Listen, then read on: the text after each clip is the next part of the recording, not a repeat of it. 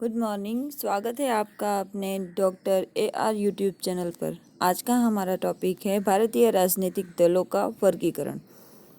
चलिए देखते हैं। भारतीय राजनीतिक दलों को 4 भागों में बांटा जा सकता है। नंबर 1 राष्ट्रीय और धर्मनिरपेक्ष दल। नंबर 2 क्षेत्रीय अथवा राज्य स्तरीय दल। नंबर 3 स्थानीय किंतु जातीय सांप्रदायिक दल।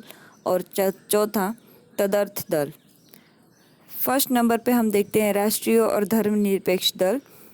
निर्वाचन आयोग ने राजनीतिक दलों को मान्यता संबंधी नियमों में परिवर्तन के लिए 1968 में चुनाव चिन्ह आरक्षण एवं आवंटन आदेश में संशोधन करते हुए 1 दिसंबर 2000 को अधिसूचना जारी की है। नए नियम के तहत राष्ट्रीय स्तर के दल का दर्जा प्राप्त करने के लिए संबंधित राजनीतिक दल को लोकसभा चुनाव अथवा विधानसभा चुनाव में किन्हीं 4 अथवा अधिक राज्यों में कुल डाले गए वैधिक मतों के 6% मत प्राप्त करने के साथ ही किसी राज्य अथवा राज्य से लोकसभा की कम से कम 4 सीटें होंगी। इसमें क्या कह रहे हैं कि किसी भी 4 अथवा 4 से अधिक राज्य में डाले गए वैधिक मत के मतलब जितना कुल मत डाला गया है उसके कम से कम 6% कोई पार्टी प्राप्त करती है या फिर किसी राज्य के लोकसभा की कम से कम 4 सीटें जीत जाती है तो वो लोकसभा राष्ट्रीय दल कहलाएगा। या फिर अथवा लोकसभा में उसे कम से कम 2% सीट लेना होगा। 2% सीट कितना होता है? तो मौजूदा हालात में 543 सीटें हैं लोकसभा की। ये कुल लोकसभा की सीटों में कम से कम उसको 11 सीट जीतनी होगी। अगर वो 11 सीट जीत जाता है लोकसभा में तो ऐसे दलों को हम राष्ट्रीय दल कह सकते हैं। ऐसे दल 2 प्रकार के होते हैं, बिना विचारधारा वाले दल और विचारधारा पर आधारित दल। बिना विचारधारा वाले दलों में कांग्रेस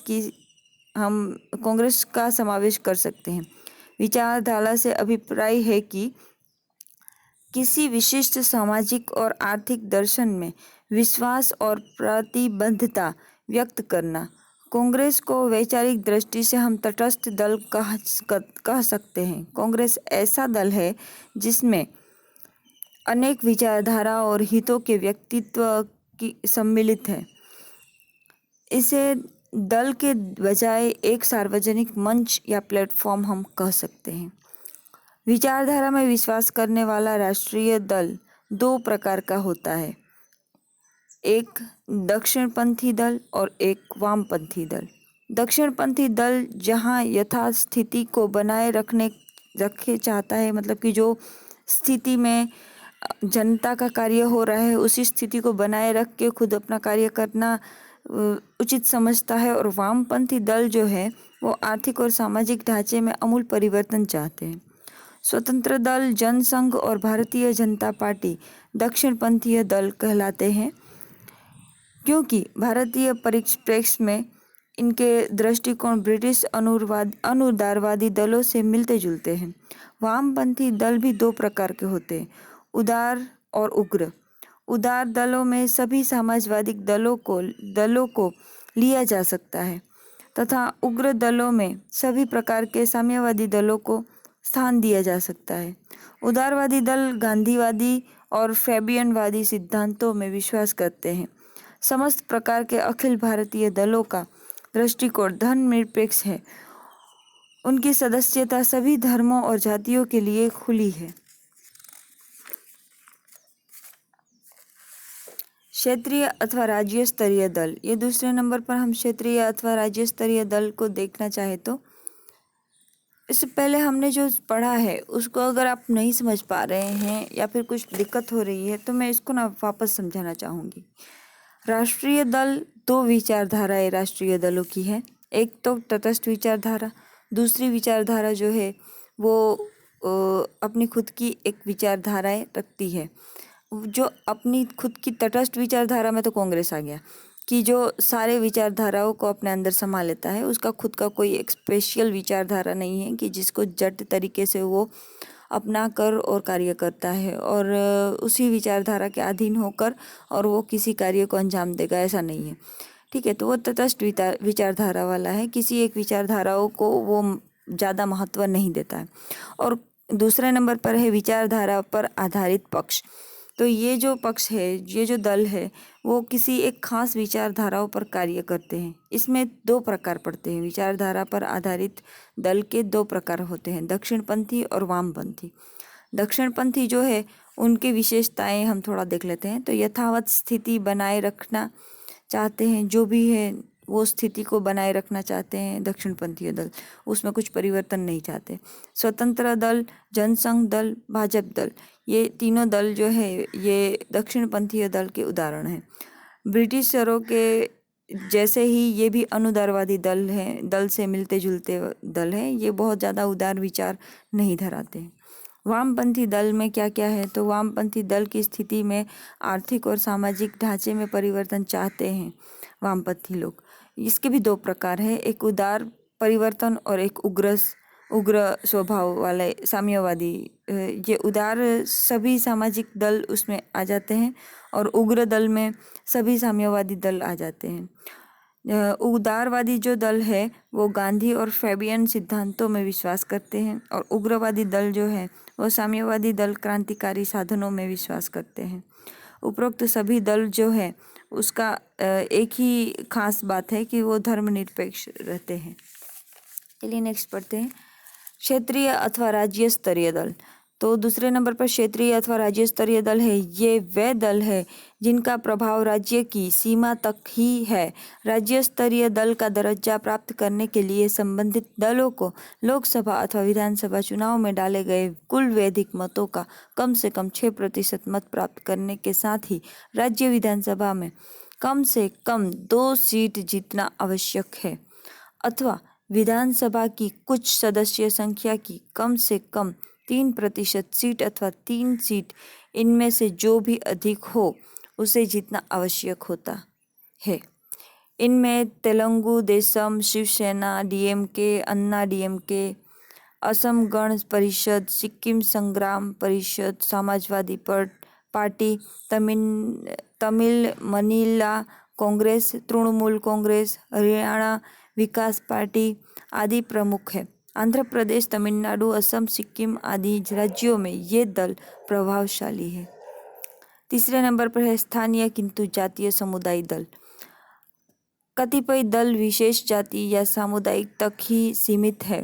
केरल की मुस्लिम लीग, महाराष्ट्र की शिवसेना, पंजाब का अकाली दल तथा बिहार की झारखंड पार्टी ऐसे ही दल है। ये स्थानीय दल है जो अपना विस्तार बढ़ा नहीं पाए हैं, जहाँ है वहीं पर ही जमे हुए हैं, लेकिन जहाँ पर है वहाँ पर इनका एक उम्दा छाप है। चौथे नंबर पर है तदर्थ दल। भारत में ऐसे भी दल हैं जो बनते और बिगड़ते रहते हैं, इन्हें छोटे छोटे गुट कहा जा सकता है। ऐसे दलों में कांग्रेस मतलब कि तिवारी, केरल कांग्रेस, बंगाल कांग्रेस, हरियाणा कांग्रेस, जनता पार्टी, राम राज्य परिषद आदि को याद किया जा सकता है, जो कि आए, बने और फिर बिगड़ गए, मतलब कि खत्म हो गए। ऐसे दल कब बन जाते और कब अस्त हो जाते हैं इसका पता लगाना कठिन है। ये विभिन्न दलों से निकले हुए असंतुष्ट नेताओं द्वारा निर्मित गुट है। ऐसे गुट कि जिनको जनता से कार्य करना है, जनता के लिए कार्य करना है, लेकिन वो अपने दल से संतुष्ट नहीं है, तो क्या करते हैं, अपना छोटा सा एक नया गुट बना लेते हैं और अपने बलबूते पे चुनाव लड़ते हैं। लेकिन ऐसे गुटों का ना ज़्यादा दिन तक अस्तित्व टिकता नहीं है, आते हैं चले भी जाते हैं। मतलब कि चुनाव एक बहुत बड़ा चीज़ है, कोई भी आदमी उसको खड़े होकर लड़ नहीं सकता है ऐसे ही। उसके लिए बहुत सारी चीज़ों की, सामग्रियों की, सपोर्ट की, लोगों के मत की ज़रूरत पड़ती है। तो कोई भी नया आदमी अगर वो अपना खुद का स्टेज खड़ा करना चाहता है तो उसके लिए बहुत सारी चीज़ों की ज़रूरत पड़ती है। तो अगर आप किसी सरकार के साथ जुड़े हुए हो किसी पक्ष के साथ जुड़े हुए हो और आपको कुछ असंतोष महसूस होता है, तो उस समय ऐसे लोग अपना एक नया पक्ष बनाकर खड़े हो जाते हैं। लेकिन बहुत बार ऐसे पक्ष आते और चले जाते हैं। अभी हाल में देखिए लॉबिंग करते हुए अन्ना हजारे के साथ में लॉबिंग करते हुए केजरीवाल ने भी लॉबिंग करते करते वो सरकार से नाराज़ होते होते खुद का एक पक्ष बना लिया, आप पक्ष। तो ये जो आप पार्टी जो है वो सरकार तक पहुंच गई, मतलब कि लोगों का उनको सामर्थ्य मिला, जिसकी वजह से उन्होंने भारी बहुमति से दिल्ली में अपनी छाप बना ली। तो ऐसे भी पक्ष है कि जो सत्ता तक पहुंच जाते हैं, लेकिन बहुत सारे ऐसे पक्ष हैं कि जो अभी तक में पार्टी में आए और गए, सत्ता पर तक पहुंच नहीं पाए, कुछ पहुंच भी पाए। जैसे कि अन्ना हजारे के साथ में ये जो है केजरीवाल, वो सत्ता तक पहुंच पाए। ये भी एक नए पक्ष ही है, नए पक्ष 2012 से उभरे हैं और आज दिल्ली में अभी तक के चुनाव में वो विजयी होकर और सत्ता पर बने रहे हैं। चलिए नेक्स्ट देखते हैं क्षेत्रीय और राज्य स्तरीय दलों की विशेषताएं। भारतीय राजनीति में क्षेत्रीय और राज्य दलों की संख्या निरंतर बढ़ती जा रही है। इन दलों की निम्नलिखित प्रमुख विशेषताएं हैं। 1 नंबर पर भारतीय राजनीति में राज्य दलों का वर्चस्व सन 1967 के चतुर्थ आम चुनाव के बाद बढ़ने लगा। 2 नंबर पर भारत में क्षेत्रीय दल आमतौर से राज्य स्तरीय दल ही है। इन राज्य स्तरीय दलों की प्रमुख मांग राज्य स्वायत्तता है। इन राज्य स्तरीय दलों की प्रमुख प्रतिबद्धता कांग्रेस दल से ही रही है। राज्य स्तरीय दलों की संकुचित अपील और आधार होते हैं, जैसे उप संस्कृति, जातीयता और धर्म के तत्व आदि।